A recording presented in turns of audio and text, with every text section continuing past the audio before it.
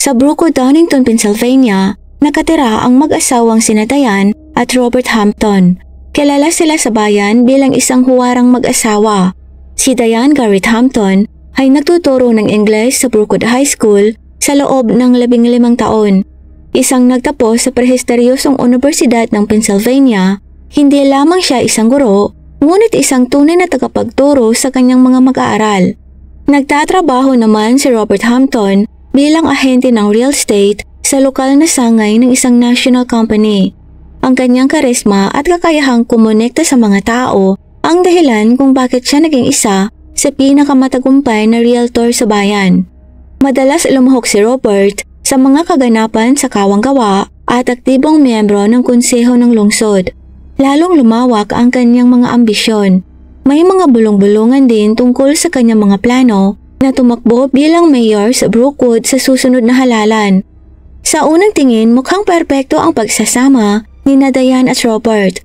Nakakilala sila sa kolehiyo at nagpakasal kaagad pagkatapos ng graduation. Matapos lumipat sa Brookwood, mabilis silang naging mahalagang bahagi ng lokal na komunidad. Ang mag-asawa ay regular na nag-host ng mga party para sa mga kaibigan at mga kasamahan. Lumalahok sila sa mga kaganapan sa lungsod at laging handang tumulong sa mga kapitbahay sa oras ng pangangailangan. Gayunpaman, sa likod ng isang tila perpektong buhay may mga problema na tanging ang pinakamalapit lamang ang nakakaalam. Hindi magkaanak sina Diane at Robert na siyang naging sanhi ng patuloy na tensyon sa kanilang relasyon. Ang mga taon ng hindi matagumpay na mga pagtatangka ay nag-iwan ng mga marka. Si Diane ay lalong isinubsob ang sarili sa trabaho na nakahanap ng aliw sa pakikipag-usap sa mga mag-aaral, habang si Robert ay gumugugol ng mas mahabang oras sa labas ng bahay na dinadahilan ang mga commitment sa trabaho. Ang pinansyal na sitwasyon ng pamilya ay hindi rin maaliwalas gaya ng nakikita sa labas. Ang halaga ng infertility treatment at ang pagnanais na mapanatili ang isang tiyak na pamantayan sa pamumuhay ay humantong sa malalaking utang. Ang relasyon ng mag-asawa ay unti-unting lumamig. Naging parang pagkukunwari na lamang ang kanilang paglalambingan sa publiko. Pero sa bahay, bihira silang makahanap ng mga paksa para sa pag-uusap at nagpapalipas ng gabi sa magkahiwalay na kwarto. Ibinaon ni Diane ang sarili sa mundo ng panitikan, paghahanda ng mga aralin at pagbabasa ng mga klasikong nobela. Habang si Robert ay nakaupo ng ilang oras sa computer, gumagawa umano ng mga dokumento. Sa kabila ng dumaraming problema, ni si Diane o Robert ay hindi nangahas na hayagang talakayin ang sitwasyon o humingi ng tulong. Ang takot na masira ang kanilang reputasyon at sirain ang imahe ng perpektong pamilya na kanilang nilikha sa mahabang panahon ang pumipigil sa kanila sa paggawa ng mapagpasyang aksyon. Patuloy nilang ginampanan ang kanilang mga tungkulin. Umaasang magiging maayos ang lahat sa paglipas ng panahon. Sa simula ng September 2023, si Molly Garrett, ang nakababatang kapatid na babae ni Diane Hampton, ay bumalik sa Brookwood. Ang kanyang pagdating ay nagdulot ng mga usap-usapan at chismis sa mga lokal na residente. Si Molly na 10 taong mas bata kay Diane ay palaging itinuturing na problemadong bata sa pamilyang Garrett. Agad na iniwan ni Molly ang Brookwood pagkaraang makapagtapos ng high school. Tinanggihan ang alok na pumasok sa kolehiyo. Sa halip ay naglakbay siya sa bansa na nabubuhay sa mga kakaibang trabaho. Dumating si Molly sakay ng isang lumat bugbog na Ford Fiesta na may dalang maliit na maleta ng mga gamit at isang gitara sa kanyang balikat. Malaki ang ipinagbago ni Molly sa paglipas ng mga taon. Ang dati niyang pulang buhok ngayon ay kinulayan ng itim at ang kanyang mga braso ay natatakpan ng mga tattoo. Ang unang ginawa ni Molly ay pumunta sa bahay ng kanyang nakatatandang kapatid. Tense ang pagkikita ni Diane at Molly. Si Diane na palaging nagsisikap na mapanatili ang isang imahe ng pagiging kagalang-galang ay malinaw na nabigla sa hitsura ng kanyang kapatid. Gayunpaman, sa pagsunod sa mga alituntunin ng mabuting pakikitungo, inanyayahan niya si Molly na manatili sa kanilang tahanan hanggang sa makahanap ito ng trabaho at tirahan. Si Robert nang makita si Molly sa unang pagkakataon ay naintriga. Natagpuan niya sa dalaga ang isang bagay na matagal nang nawawala sa kanyang buhay, ang kalayaan at pagiging totoo sa sarili. Si Molly naman ay nakita si Robert hindi lamang bilang asawa ng kanyang kapatid, ngunit bilang isang kaakit-akit na lalaking ang buhay ay tila boring at predictable gaya ng kay Diane. Ang presensya ni Molly sa bahay ng mag-asawa ay mabilis na nakagambala sa kanilang karaniwang gawain. Madalas siyang umuuwi sa gabi, nagdadala ng mga bagong kaibigan at nagkakantahan buong gabi. Sinubukan ni Diane na pigilan ang kanyang pagkairita. Umaasang makakahanap din ng trabaho ang kanyang kapatid at makakaalis ng bahay. Si Robert naman ay tila nasisiyahan sa mga ginagawa ni Molly. Kalaunan, si Molly ay nakakuha ng trabaho bilang isang bartender sa lokal na bar ng bayan na mabilis na naging paborito ng mga parokyano. Ang kanyang maliwanag na hitsura at kakayahang magpatuloy sa pag-uusap ay nakakaakit sa mga customers at ang may-ari ng bar ay natutuwa sa pagtaas ng kita. Gayunpaman, hindi lahat sa bayan ay masaya sa pagbabalik ni Molly. Naaalala ng marami si Molly bilang isang problemadong teenager at natatakot sila na baka magkaroon siya ng masamang impluwensya sa lokal na mga kabataan. Samantala, ang relasyon ni Molly at Robert ay lalong nagiging tensyonado. Tumatagal ang kasual nilang pagkikita sa kusina at naging mas malagkit ang kanilang mga tinginan. Si Diane, na nalubog sa sarili niyang mga problema, ay hindi napansin ang lumalaking atraksyon sa pagitan ng kanyang asawa at nakababatang kapatid. Sa tumitinding pagnanasa, nangyari ang unang mainit na pagtatalik ni Molly at Robert isang gabi sa kusina at mula noon ay naging madalas na ang pagtatalik ng dalawa. Sa tuwing wala si Diane o kahit abala lang si Diane sa kwarto, madali ang pagtatalik ang ginagawa ng dalawa. Ang sitwasyon ay umabot sa isang kritikal na punto nang magsimulang pumunta si Molly sa opisina ni Robert sa ilalim ng pagkukunwari na maghahanap ng isang apartment. Naging mas madalas at mas matagal ang kanilang mga pagkikita. Nagsimulang mapansin ng mga kasamahan ni Robert ang mga pagbabago sa kanyang pag-uugali. Mas madalas na siyang ngumiti at nagsimulang magsuot ng mas pambatang mga damit. Sa sumunod na ilang linggo, mabilis na umunlad ang relasyon ni Robert at Molly. Naging mas madalas ang pagkikita at pagtatalik ng dalawa. Nagsimulang matagal na kung umuwi si Robert galing trabaho. Idinadahilan kay Diane ang mga mahahalagang kliyente. Pero ang totoo, ginugugol niya ang mga gabing ito kasama si Molly sa isang maliit na motel sa labas ng bayan. Madalas na ring wala si Molly sa bahay. Idinadahilan sa kapatid ang mahabang trabaho sa bar. Mahusay niyang minanipula ang damdamin ni Robert. Ipinapakita ang kanyang sarili bilang biktima ng mga pangyayari at hindi pagkakaunawaan mula sa kanyang pamilya. Si Robert, na nabulag sa simbuyo ng damdamin, ay nakita kay Molly ang kalayaan at sigla na kulang sa kanilang pagsasama ni Diane. Ang kanilang mga lihim na pagtatagpo ay hindi limitado sa Brookwood. Sa ilalim ng pagkukunwari ng mga business travels, dinadala ni Robert si Molly sa mga kalapit na bayan ng maraming beses, kung saan maaari silang malayang gumugol ng oras ng magkasama nang walang takot na mapansin ng mga kakilala. Ang mga maikling bakasyon na ito ay lalong nagpatibay sa kanilang samahan at nagpatindi sa kanilang pagkakasala kay Diane. Si Diane, na nakalubog sa trabaho at sa kanyang sariling mga alalahanin, ay nananatiling walang kamalayan sa mga nangyayari sa mahabang panahon. Gayunpaman, unti-unti niyang napansin ang mga pagbabago sa pag-uugali ng kanyang asawa. Lalong naging iritable si Robert, madalas na umiiwas sa mga pag-uusap, lalong-lalo na ang makipagtalik sa kanya. Ang biglaang interes ni Robert sa hitsura at pagbili ng mga bagong damit ay napansin rin ni Diane. Lalong tumindi ang pagdududa ni Diane nang hindi sinasadya ay narinig niyang may kausap si Robert sa telepono isang gabi. Bagamat hindi niya naiintindihan kung ano ang pinag-uusapan, ang malambing na tono ng boses nito ay walang pag-aalinlangan tungkol sa likas na katangian ng pag-uusap. Sinimulang bantayan ni Diane ang kanyang asawa, ngunit wala siyang direktang katibayan ng pagtataksil. Samantala, ang relasyon ni na Robert at Molly ay nagsimulang makaapekto sa kanilang profesional na buhay. Naging hindi na gaanong maasikaso si Robert sa mga detalye sa trabaho na humantong sa ilang pagkakamali. Napansin ng kanyang mga kasamahan ang mga pagbabagong ito at nagsimulang talakayin ang mga posibleng dahilan. Ang mga usap-usapan ng isang posibleng pakikiapid sa pagitan ni Robert at ng kanyang hipag na si Molly ay nagsimulang kumalat sa opisina. Si Molly naman ay naging mas pabaya sa kanyang mga tungkulin sa bar. Ang kanyang pagiging late at mga pagkakamali sa pagsiserve ng mga customers, lahat ay napapansin ng may-ari ng establishmento. Matapos ang ilang mga babala, si Molly ay nasa bingit ng pagkakatanggal sa trabaho.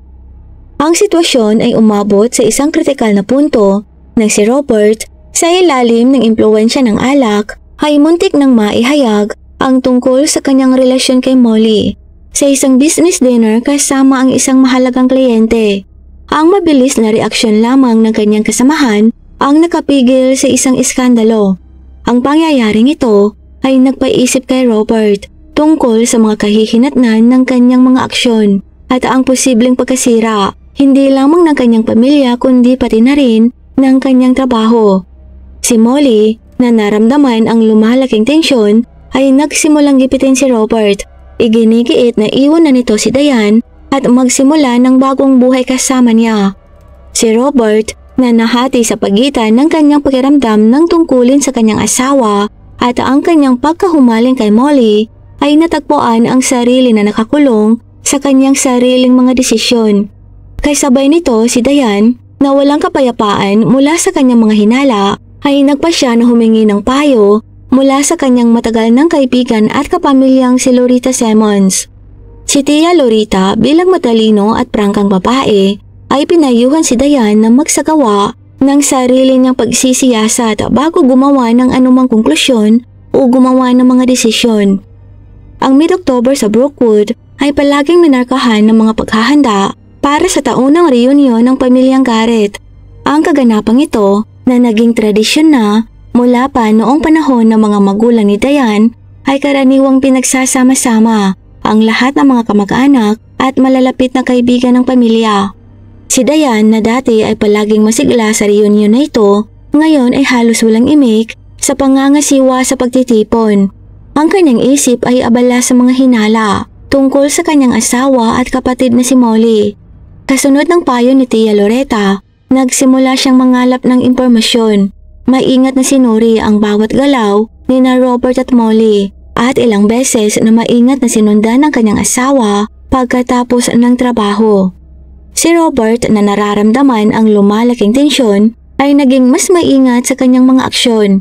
Naiintindihan niya na ang sitwasyon ay nagiging out of control, ngunit hindi makahanap ng lakas upang wakasan ang kanyang relasyon kay Molly o ipagtapat ang lahat kay Diane. Sa halip, isinubsob niya ang kanyang sarili sa trabaho at pag-iwas sa mahabang pakikipag-usap sa kanyang asawa. Si Molly naman ay nagsimulang magpakita ng mga palatandaan ng kaba. Alam niya na ang kanyang posisyon sa bahay ng kanyang kapatid ay nagiging mas delikado. Ang mga pagtatangka na maghanap ng sariling tirahan sa bayan ay hindi matagumpay. Ang kanyang reputasyon at kawalan ng matatag na kita ang tumakot sa mga potensyal na landlords. Napagtanto na ang oras ay gumagana laban sa kanya, pinatindi pang lalo ni Molly ang panggigipit kay Robert. Humihingi ng aksyon mula sa kanya. Isang linggo bago ang reunion ay ginanap ang family dinner sa bahay ng mag-asawang Hampton na dinaluhan ni na Diane, Robert, Molly at Tia Loretta. Si Diane, na karaniwang isang masigla, ay hindi karaniwang tahimik. Sinubukan naman ni Robert na panatilihin ang kasual na pag-uusap, ngunit kapansin-pansin ang kanyang kaba.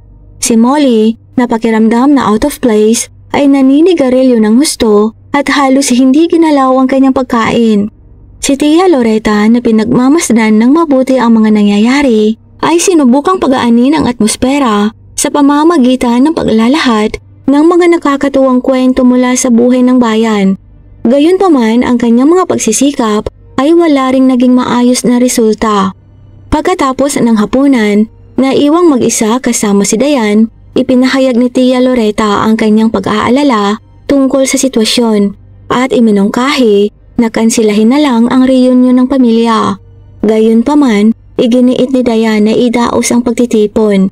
Nakikita ito bilang isang pagkakataon upang sa wakas ay linawin ang sitwasyon. 3 araw bago ang pagtitipon, nakakita si Diane ng isang resibo mula sa isang motel sa labas ng bayan sa bulsa ng jacket ni Robert. Ito ang naging huling patunay ng pagtataksil ng kanyang asawa sa kanya.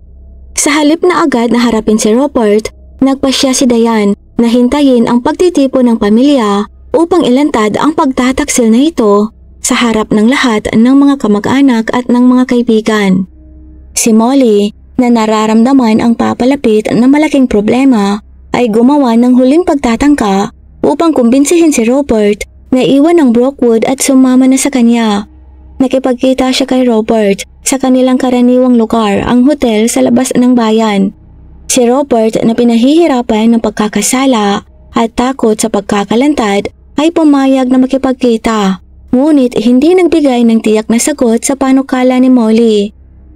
Sa bisperas ng reunion, ang tensyon sa bahay ng mag-asawa ay mas lalong tumitindi. Si Diane, Robert at Molly, bawat isa ay nalubog sa kanilang sariling mga iniisip at mga plano, ay halos hindi nag-uusap. October 15, 2023, ang araw ng yearly reunion ng pamilya ay nagsimula gaya ng dati. Mula madaling araw, abala si Diane sa panghuling paghahanda. Si Robert, na binanggit ang mga kagyat na bagay, ay umalis patungo sa opisina.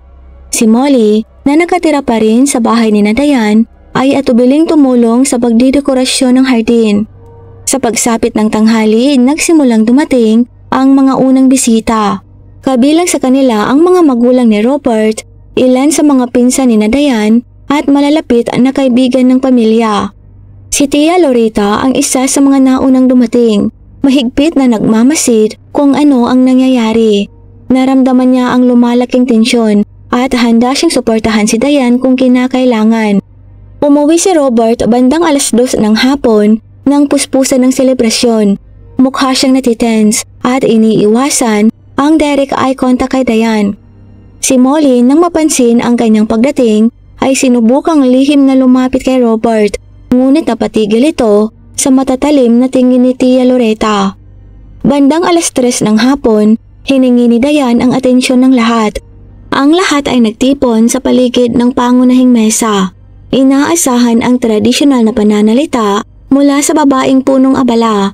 Gayunpaman, sa halip na ang karaniwang mga salita ng pasasalamat at mabuting hangarin, nagsimulang magsalita si Diane tungkol sa pagkakanulo at kasinungalingan. Nagsalita siya tungkol sa kanyang mga hinala at tungkol sa ebidensya ng pagtataksil na kanyang nalaman. At sa huli ay direktang inakusahan sina Robert at Molly ng pagkakanulo. Natahimik ang lahat, natigilan ang mga bisita sa pagkabigla. Hindi alam kung ano ang magiging reaksyon sa hindi inaasahang paghahayag na ito. Si Robert, na parang papel na sa pamumutla, ay sinubukang ipagtanggol ang kanyang sarili. Ngunit naputol ito sa sigaw ni Molly. Si Molly, na hindi makayanan ng tensyon, ay umamin sa pakikiapid kay Robert. Ngunit inakusahan si Diane na palaging pinipigilan silang dalawa sa kanyang paghahangad ng pagiging perpekto. Mabilis na nawala ng kontrol ang sitwasyon. Ang mga kamag-anak at kaibigan ay nahahati sa mga grupo. Ang ilan ay sumusuporta kay Diane, habang ang iba ay sinusubukang pakalmahin sina Robert at Molly. Sa gitna ng kaguluhang ito, kumuha ng kutsilyo sa mesa si Tia Loretta, na laging kilala sa init ng ulo. Sa sobrang galit, dala ng pagnanais na protektahan ang kanyang pamangking si Diane, sinugod ni Tia Loretta si Molly. Ang lahat ay nangyari ng napakabilis, na walang sino man ang nagkaroon ng oras upang makapag-react. Bumaon ang kutsilyo sa dibdib ni Molly, na agad na tumama sa mahalagang organo. Mga hiyawan ng kilapot ang umalingaw-ngaw sa buong hardin. Si Robert, na unang natauhan, ay sumugod kay Molly, sinusubukang pigilan ng pagdurugo. Si Diane, na nabigla sa pangyayari, ay naniga sa kinatatayuan. hindi makagalaw o makapagsalita. Isang tao sa mga bisita ang tumawag sa ambulansya at mga pulis, ngunit huli na, nalagutan na ng hininga si Molly. Hindi na nakapaghintay sa pagdating ng mga medics. Si Tia Loretta, na nakahawak pa rin sa dugoang kutsilyo, ay pahirapang pinipigilan ng ilang lalaki. Ang mga pulis na dumating sa pinangyarihan ay mabilis na kinordo ng lugar. Agad ring naaresto si Tia Loretta. Ang iba pang mga bisita ay pinigil din para sa pagtatanong. Sina Diane at Robert na nabibigla pa rin ay dinala sa istasyon ng pulisya para sa detalyadong interogasyon. Ang balita ng trahedya ay agad na kumalat sa buong bayan. Ang mga residente na nakasanayan na ang tahimik na buhay ay nabigla sa nangyari. Marami ang hindi makapaniwala na ang ganitong krimen ay maaaring mangyari sa kanilang maliit na bayan at lalo na sa isang pamilyang noon pa man ay itinuturing ng huwaran. Sa sumunod na mga araw, ipinagpatuloy ng pulisya ang kanilang investigasyon, pagtatanong sa mga saksi at pangangalap ng mga ebidensya. Matapos ang insidente, nagkulong sa bahay si Diane. Ayaw makipag-usap sa sinuman. Si Robert, na hindi makayanan ang damdamin ng pagkakasala at kalungkutan, ay naospital dahil sa isang nervous breakdown. Nasa kustodiya naman si Tia Loretta, naghihintay ng mga formal na kaso.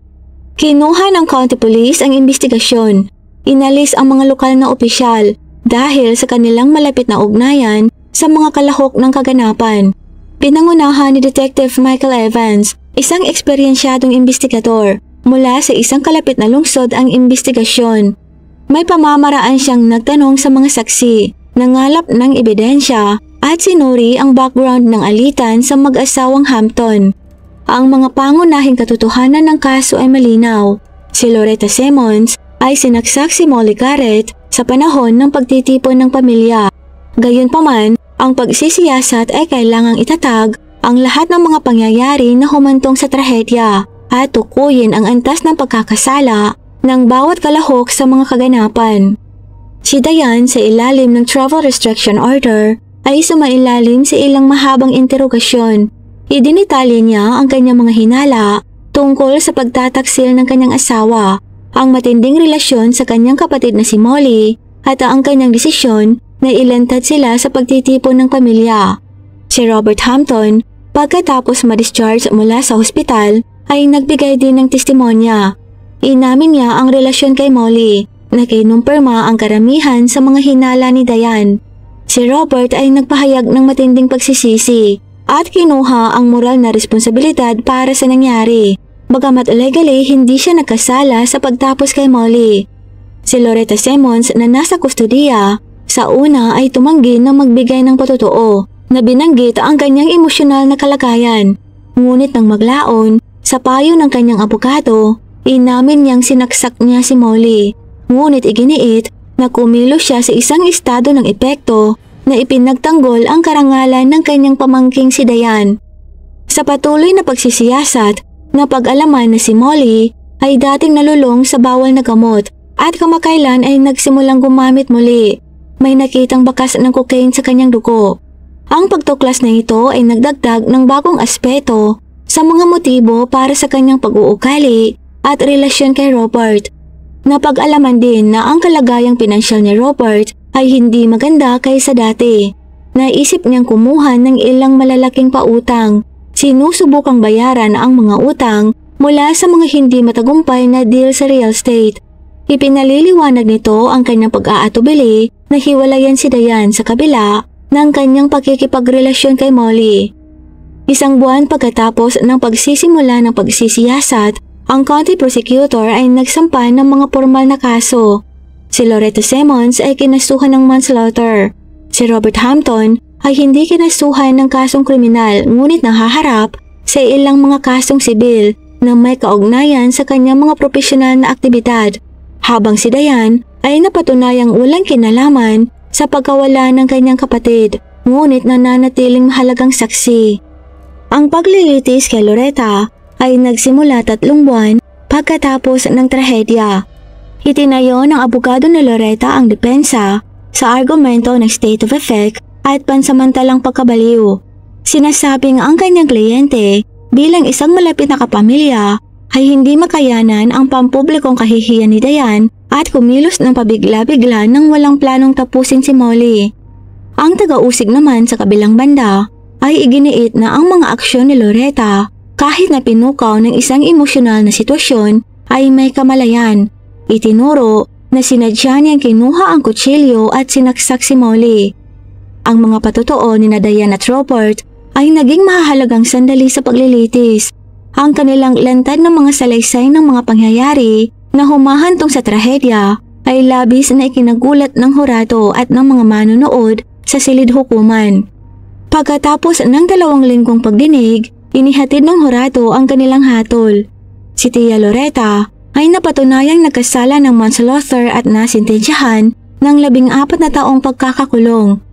Marami ang nagsabi na ang parusa ay masyadong malupit, habang ang iba naman ay sinabing ang sentensyang kanyang natanggap ay patas na parusa para sa kanyang pagtapos sa kanyang pamangking si Molly. Shoutout po kay na Maria Elena Ursua from Spain, kay Lynn Kahiwat from Santa Cruz, Laguna, kay Vicky Yabot from Bahrain, kay Jennifer Del Pozo from Jeddah, at kay GD Langido na mula rin sa Jeddah, Saudi Arabia. At sa inyo pong lahat na nanonood, maraming salamat po. Magkita-kita po tayong muli sa susunod na video. Mag-ingat po tayong lahat. Paalam!